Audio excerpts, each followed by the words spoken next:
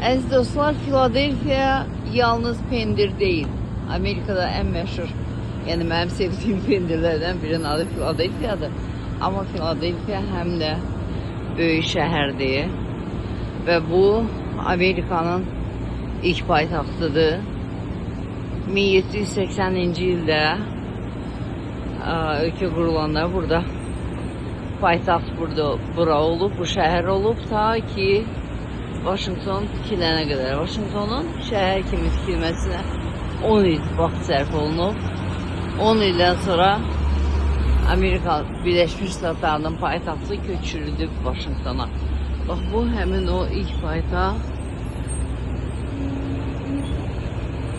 Filadelfiya'da ve bu da lap başta da bu ştatın kurucusu Penn adlı bir şəxs olub. Pensilvaniyada adı da onun şərəfləridir. Pensilvaniya deməli ştatdır.